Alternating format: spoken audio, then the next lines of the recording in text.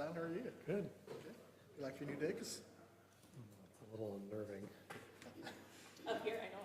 So it feels like we're performing at a concert. Yes. Yeah. Here's your solo. Yeah, nobody wants to hear that. Okay. You guys ready?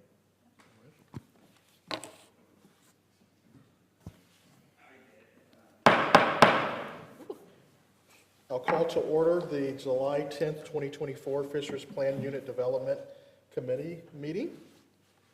We do have a quorum to conduct business today.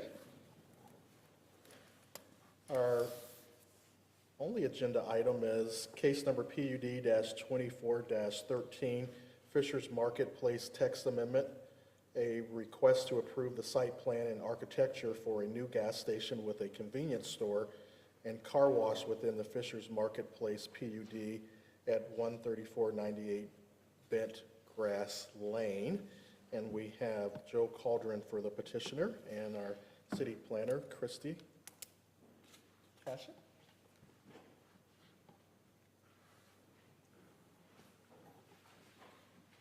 Hello,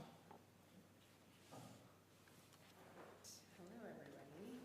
Christy Cashin, Senior Planner with the Planning Department. The project before you tonight is a Family Express gas station and car wash. This project is part of the text amendment to the Fishers Marketplace PUD. The text amendment includes the concept plan and architecture shown in my presentation tonight. The proposed Family Express is located at 13498 Bent Grass Lane and is located in the Fishers Marketplace PUD. Architectural standards defer to the PUD, specifically to ordinance numbers 070506 and 8081511A. The petitioner is proposing to build a gas station with 7 pumps, which is equal to 14 fuel fill-up locations, a 5,800 square foot convenience store, and a 1,300 square foot automated car wash. The concept plan also shows the plaza, shows a plaza or patio area on the west and east side of the convenience store. Sidewalk connections were created to the building and along Bent Grass Lane, and staff has worked with the petitioner on auto circulation around the site. These are the architectural standards from the PUD. The items highlighted in yellow are items that the project does not comply with. The first 2 items are items that the petitioner has asked to remove as part of the text amendment. Hold on. I'm not used to having, can I just touch? New technology. Here we go. Still got got the it. kinks out. All right. So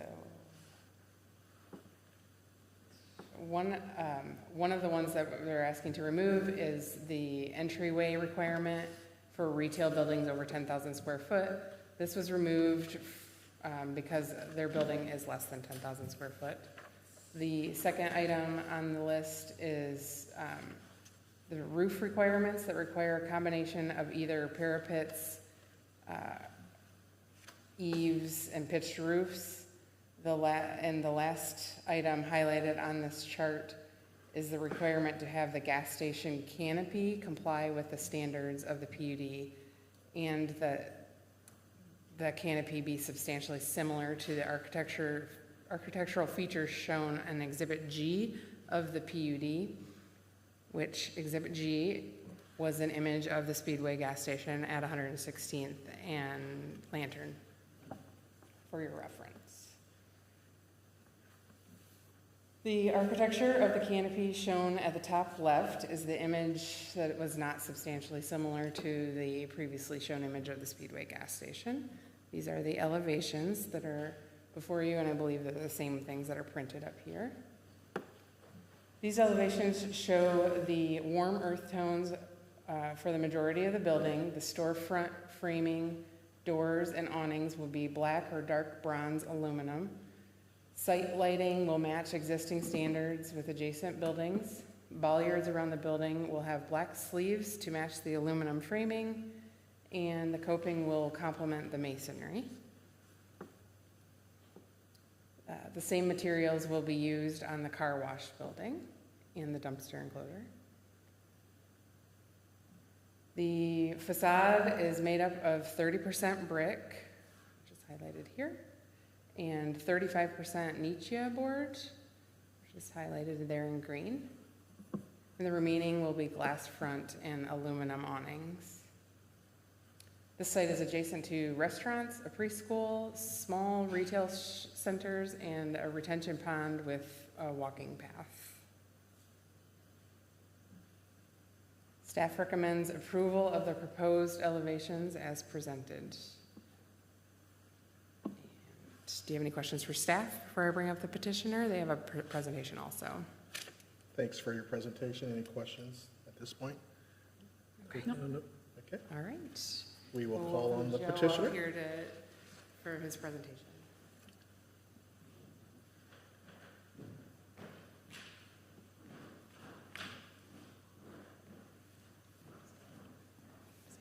Okay, perfect, thank you. Thank you and good evening. Joe Calderon, 11 South Meridian, Indianapolis, representing Family Express. With me tonight from Family Express is Pete Andrew, who I will call up.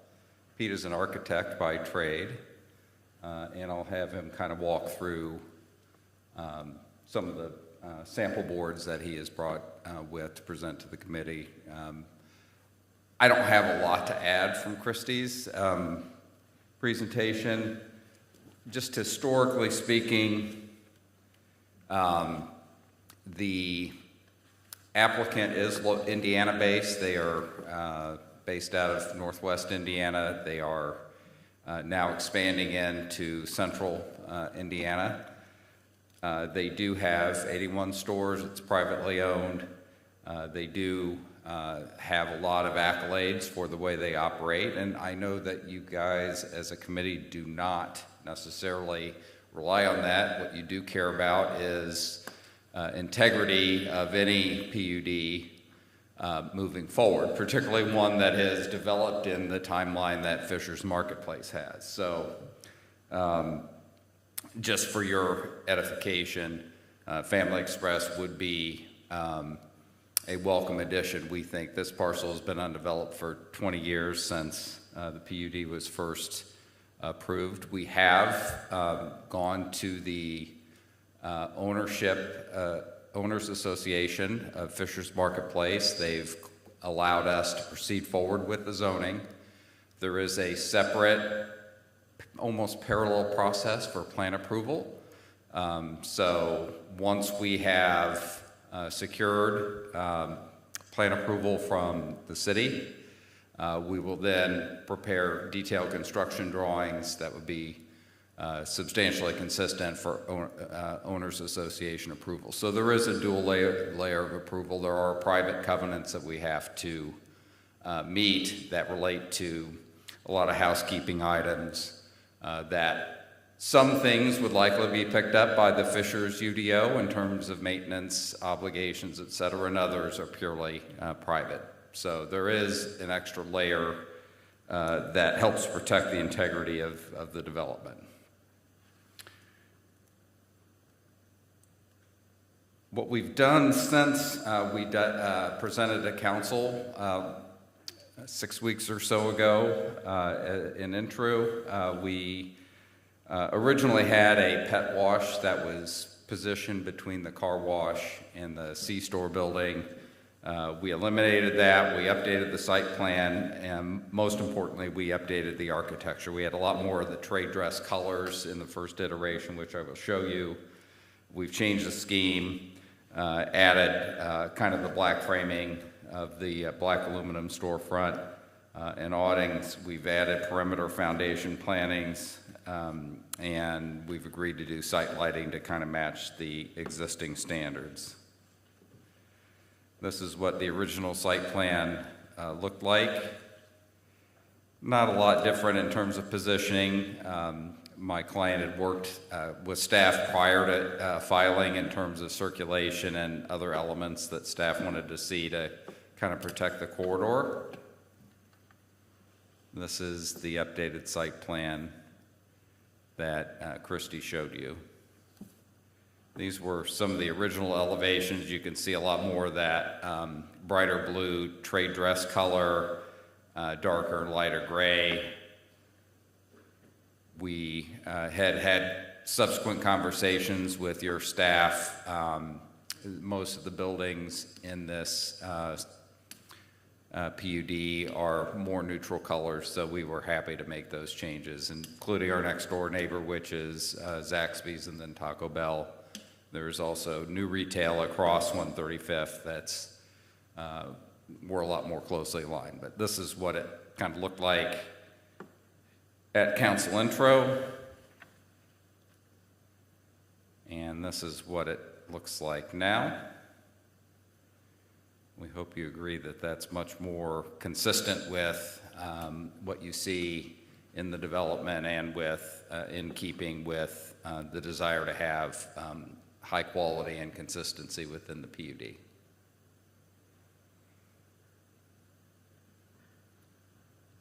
So I will have Pete come up and kind of walk through and share with you the sample boards. If this is approved, we anticipate closing and starting construction in the fall.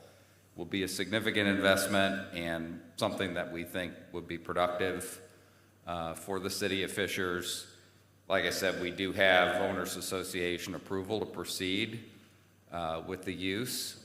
We understand that there are high barriers to entry to uses like this sometimes when you really think about it. There's not a lot of northbound options for this type of use along 37. You got 96th Street, which has been around forever, 126th Street, which has been around forever, and then there's really everything else is on the southbound side. So given the growth between Fishers and Noblesville, we think there is a market need for this, and we think that by designing it well and coming in with a good operator, that this would be a welcome addition to the city. Happy to answer any questions, but I'll have Pete run through the materials. Thank you. Hello, everyone. Pete Andreu. I'm currently the Vice President of, I just started working with Family Express. I've worked many years with them, but I'm the VP of Development, Design, and Construction, basically. So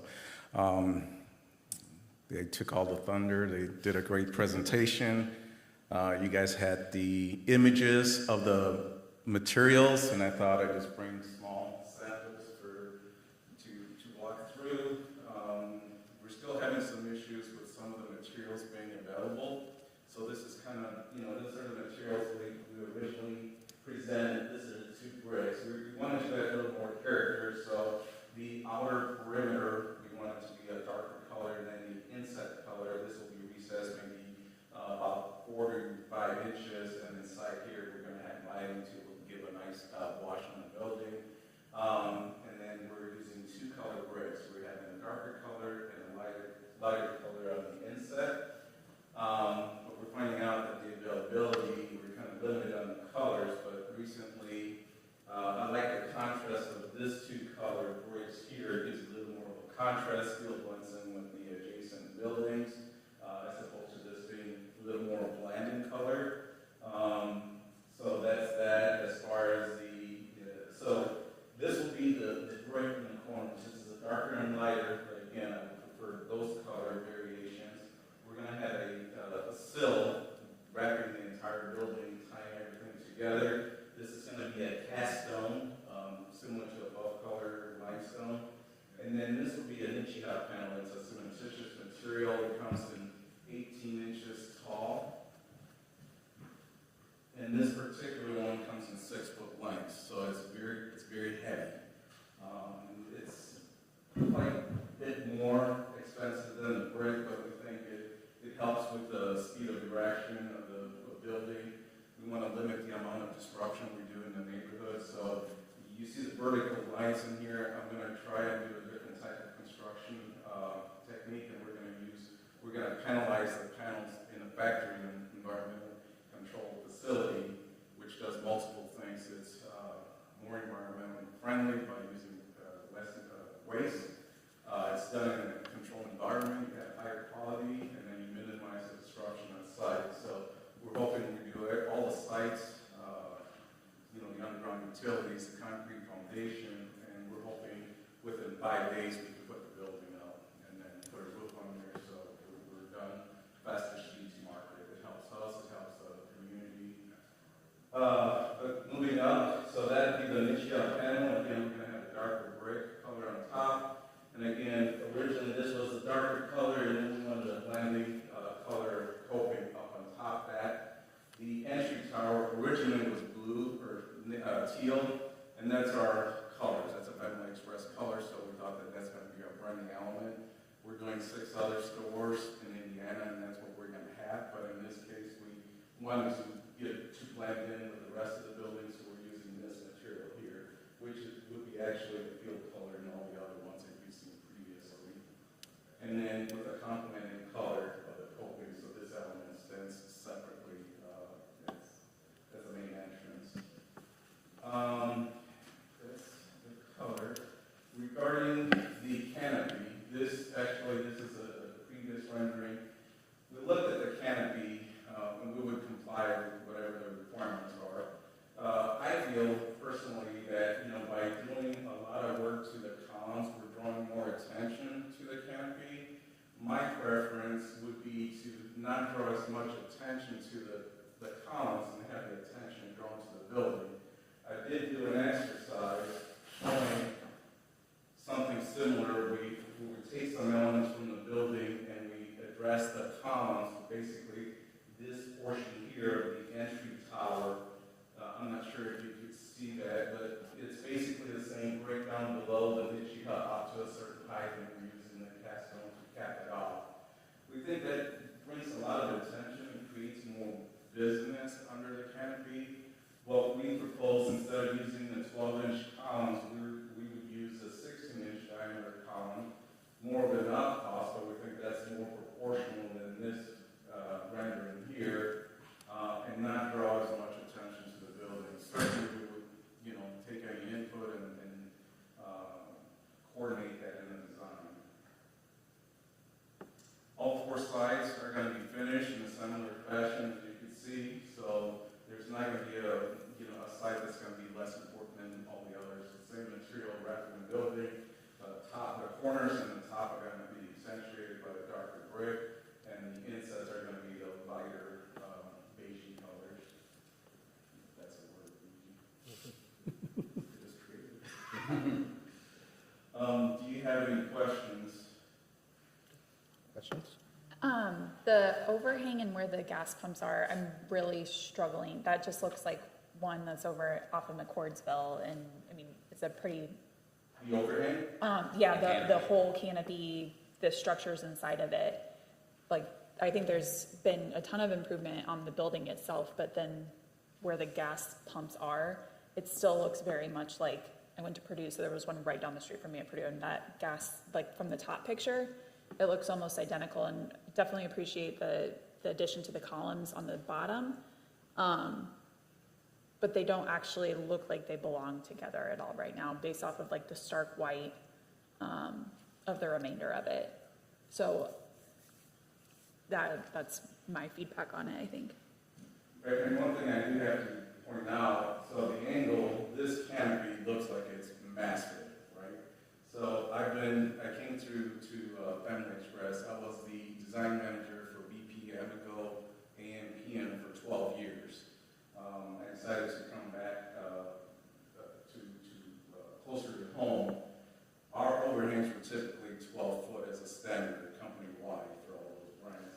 This one, we're only 9'6", so it is narrower than. So for me, it's not so much how big it is, but it's the way that it looks. So all of that being white, I'm guessing it's all steel or some sort of metal paneling. The underside being all white, all of that's Columns all of that where you see stark white, that's where I'm struggling. Oh, okay. So the color, are you talking about the color? Mm-hmm. Yeah, the band is more of a silver, that's our standard. Sure, but I'm saying all of the white that is around the rest of it. Okay. Yeah, so we could certainly paint the colors of, colors to complement the building. The underneath, I mean, typically we like to be white just for brightness and, so it's not dark.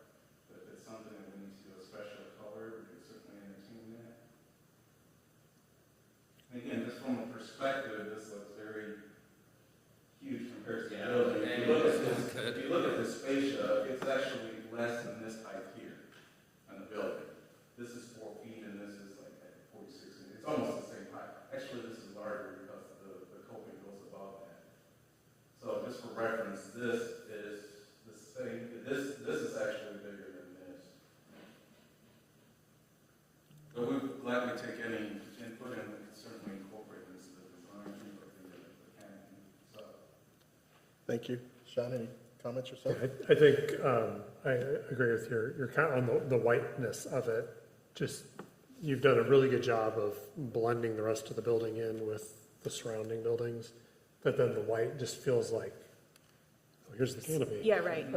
If I think the colors, and I don't know that I'm necessarily a fan of the brick wrap Yeah. around the bottom. I do agree. I think that just kind of draws your eye to it, and in a way, it just makes a larger area for a car to hit. But I do think that the colors of it could be more complementary to the building. Sure. A couple of questions, I guess, maybe more of a staff question. So the text amendment piece of this, is this specific to this property, or does this text amendment then apply to the entire PUD? Okay. We're not opening up. So we're not modifying the No, PUD this at all? is property. Okay. Christy, could you go back to the 3 areas that you had highlighted in yellow? Because I think one of those was also not having a flat pitch for the Canopy. roof of the canopy over the cars as well. The spreadsheet with The narrative piece that had the yellow highlights. The yellow highlighted. Yeah. That chart. Yeah, There you that go. one right there. Yeah. So the first one is just related to, they had asked in their text amendment to have that one removed. I was just thinking about that bottom The one. bottom one, yeah. Yeah. That's the copy and paste verbiage from the Was that from the PUD. text, or was that from the It's from the, commitment? no, it's from the 2006 Which architectural. No, the 2004 one was repealed, and then the 2006 one had this in it. There's been a lot of amendments over the years. One other comment about flagging the columns, I was the integrity manager for BP as well, and we had 500 canopies that we were dealing with. Most of the failures in canopies, and we're pretty big on safety, the most critical point is the interface between the exposed steel and the concrete. That's where all the water and salt happens. And once we start closing out those canopies, it makes it very difficult for inspections to happen. Typically, we have a monthly view on that, and then if they're covered, if there's water getting behind them for whatever reason, we could have a potential failure, and then that's why we like them exposed, whatever color they may be. Again, if we're going with larger diameter, we could change the color. That's not an issue at all. I mean, we certainly would be able to comply. The biggest issue we would like to, again, we would like to make this as less obtrusive as possible. We could make the columns proportional. We could paint the columns. We could paint the bottom. We could address the fascia. We could accommodate that, but we respectfully ask that to consider cladding the columns.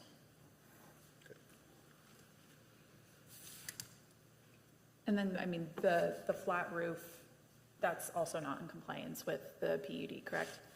On the main structure? No, on the, over the gas So pumps. that's the third, yeah, I think That that's is what's covered in the correct. third It's item. one of the items they asked to remove out of the text amendment. It's the roof. So, well, the roof for the canopy or the roof? Roof of the structure. The roof for the structure. Right, so the canopy, was there any requirement on the canopy? It just needs to be consistent with the main structure, actually. So, virtually all the users in this north section have flat roofs.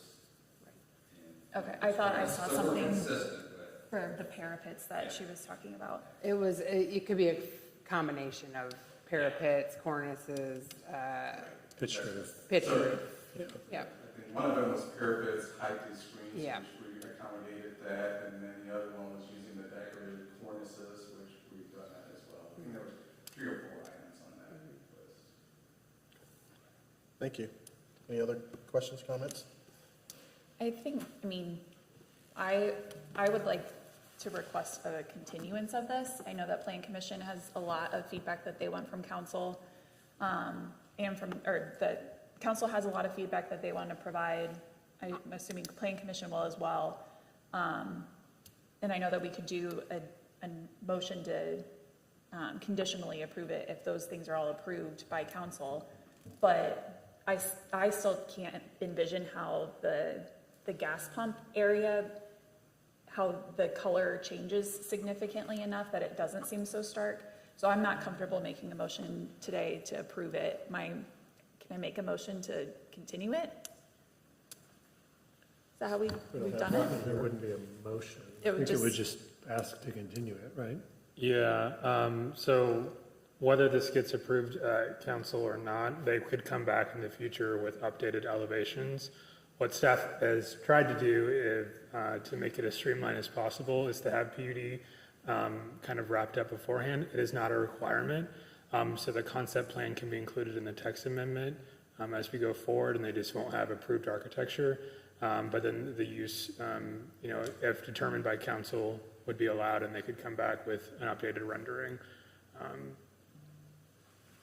Thanks, Ross. Yep. I think I'd be comfortable with that approach as well. Okay. I think primarily the color and just changing the view of it, I think is going to help. Yeah. The changing the view of your rendering is going to help. If that helps you, I can send that to you guys tomorrow. That's something simple I can certainly do. I think that'll be good for us to see whenever you bring it back. But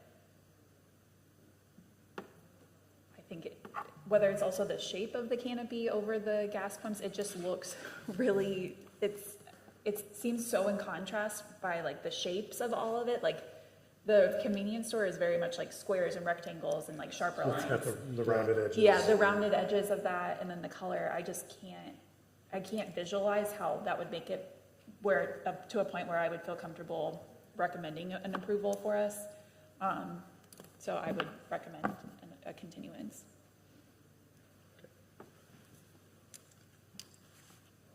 Do we need a motion on that, Ross?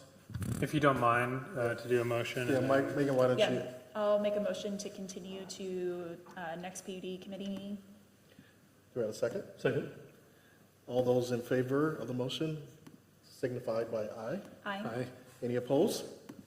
The motion does carry to have it continued. Thank you. Thank you. Okay, thank you. We have no River Place PUD committee agenda items. Staff communications? The only staff communication is welcome to the new building. We're happy to have you here. You were the inaugural planning and zoning meeting, so I appreciate you guys for that aspect, but no other staff comments.